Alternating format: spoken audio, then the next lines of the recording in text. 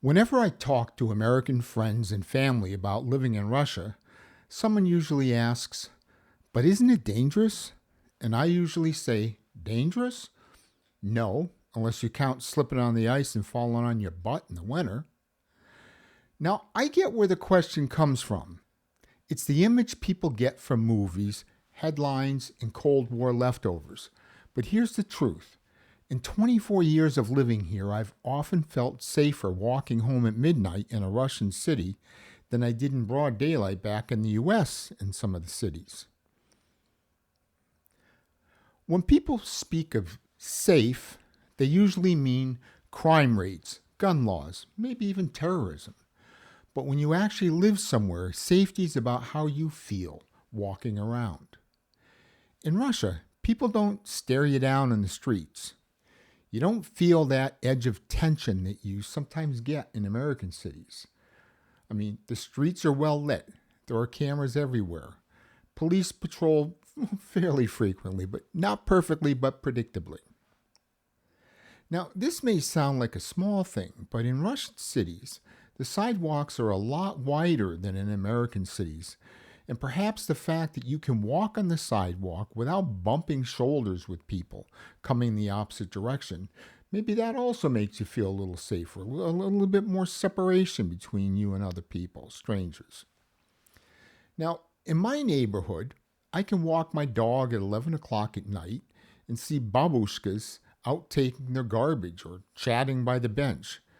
There's this sense that public space belongs to everyone, not just the loudest or most aggressive people. One of the first things I noticed after moving to Russia was how predictable people are in public. There's less confrontation, less random, "Hey man, what's your problem?" That kind of nonsense. You don't see people yelling in grocery stores or filming themselves fighting with cashiers for likes. You rarely see public arguments between strangers.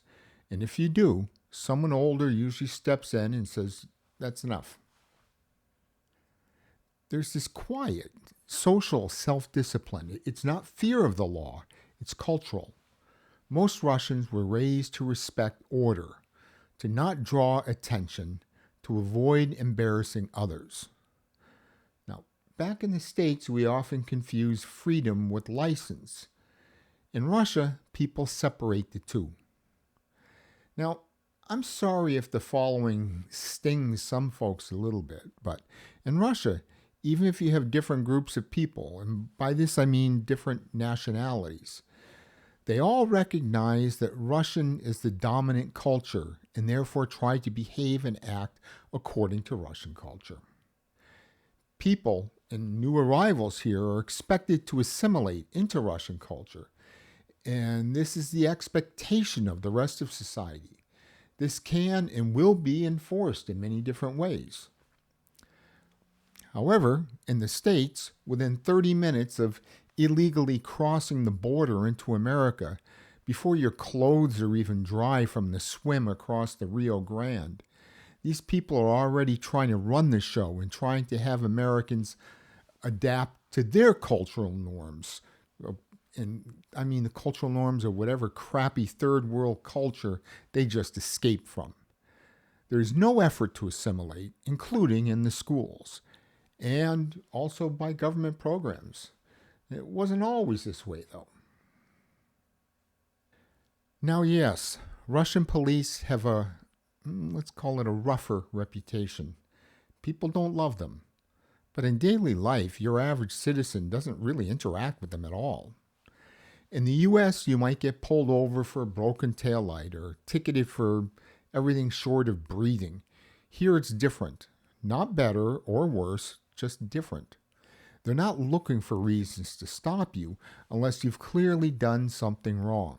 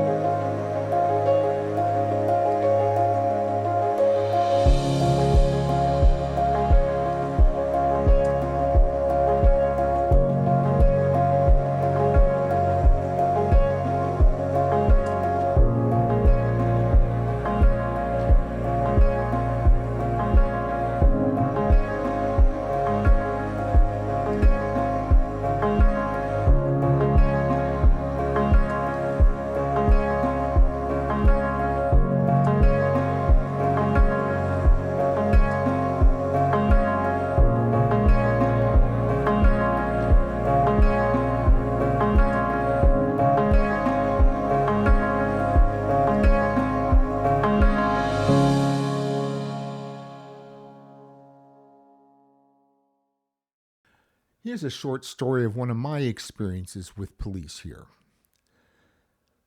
When you first arrive in Russia, you are allowed to drive using your foreign driver's license for a certain amount of time. I don't remember, a year, 18 months. Well, I'd been using mine for about 4 years, and my license from America was even already expired. Well, one day I was going to work and I got waved over by the police. It was easy enough for the police to see that the license was expired. Besides, you need to carry a notarized translation of your license here. He asked me where I was going. I told him I was going to work. He then asked what I'd do when I got out of work. I told him I would drive straight home, park my car, and not drive it again until I had a Russian driver's license. He let me go. This would not happen in the States, at least not nowadays. And by the way, I held up my end of that promise, and I never again drove on that license in Russia. It made me realize that safety isn't about trust in institutions, it's about the everyday behavior of people.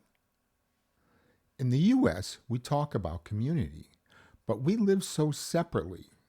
Suburbs, cars, garages, everyone behind their fences.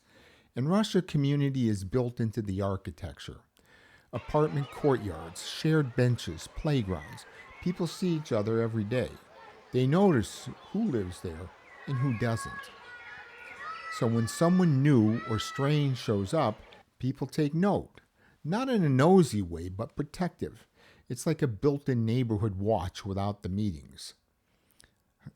The babushkas especially know everything which is going on.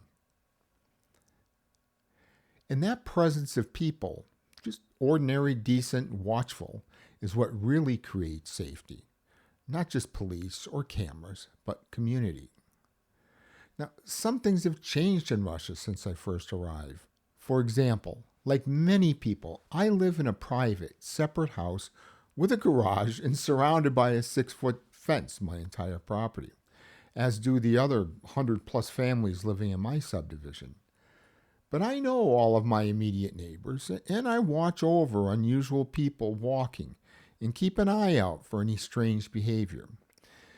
We also have a very active neighborhood telegram group where if something unusual is happening, you'll know about it within minutes. When I tell friends in the U.S. that Russia feels safer to me, they usually stare like I've grown 2 heads. But that's the difference between watching a country on TV and living in it. The media shows headlines. I see people living their lives. The truth is, Russia is not a utopia, and bad things certainly happen here. But here, I found that people mind their own business. They look out for each other quietly, and that gives daily life a kind of stability I didn't expect. So no, living in Russia doesn't feel dangerous. It feels ordinary, peaceful, predictable. The kind of safety you notice only when it's gone. And maybe that's what I appreciate most about life here. It's not perfect, but it's consistent. And that makes you feel, grounded. If you've ever been here, you probably know what I mean. If you haven't, maybe it's time to see Russia for yourself. If this kind of honest, on-the-ground look at life in Russia interests you, hit that subscribe button down here. And in the comments, tell me, where do you feel safest and why? Well, until next time, Paka.